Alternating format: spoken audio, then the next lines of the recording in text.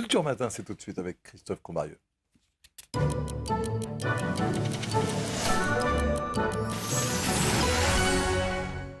Il y a 15 jours, d'une manière symbolique, l'Assemblée nationale votait à nouveau l'un des droits fondamentaux, celui de l'IVG, donc que Simone Veil avait défendu 40 ans plus tôt dans l'Assemblée nationale. Et hasard ou coïncidence, eh bien, les droits des femmes sont particulièrement à l'honneur au théâtre en cette fin d'année. Et vous avez choisi pour nous un bel exemple. Tout à fait. Déjà, le premier exemple, c'était justement ce 26 novembre, ce fameux 26 novembre dernier, quand effectivement l'Assemblée nationale revotait symboliquement ce droit fondamental de l'IVG. Très bonne synchro pour une pièce qui s'appelle pendant ce temps-là Simone Veille, mais du verbe veiller, V-E-I-2-L-E, qui retrace l'évolution des droits, des mentalités, de la condition féminine à travers 3 femmes que nous voyons évoluer des années 50 jusqu'à nos jours. Le ton adopté, le parti pris, c'est résolument comique, c'est très drôle, c'est soutenu par des chansons réappropriées avec beaucoup d'humour, et la pièce réussit donc le tour de force d'être à la fois engagée sans pour autant se prendre au sérieux. 3 comédiennes, Bonbon, Vanina Sicurani et Hélène Serre en sont également les auteurs. C'est à la Comédie Bastille jusqu'au 3 janvier et je vous propose d'en voir un extrait. Contrairement à ce qu'on pourrait croire, une tâche ménagère n'est pas une femme souillon, grosse et moche qui fait le ménage. Quoique des fois. Mais bien une activité pratiquée à domicile pour l'entretien, le fonctionnement du logement. Est-ce que regarder la télévision est une tâche ménagère? Non!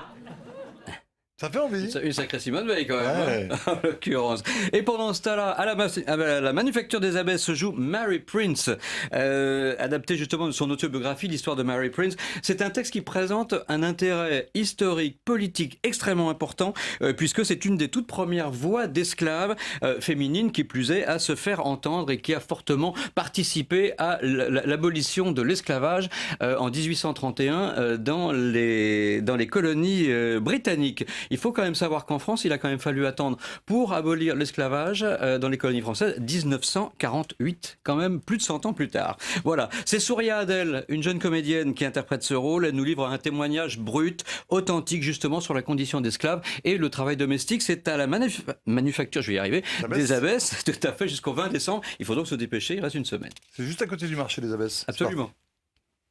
Ce que mes yeux ont vu, je pense qu'il est de mon devoir de le raconter. Parce que peu de gens savent ce qu'est l'esclavage. La vérité doit être dite. J'ai été esclave.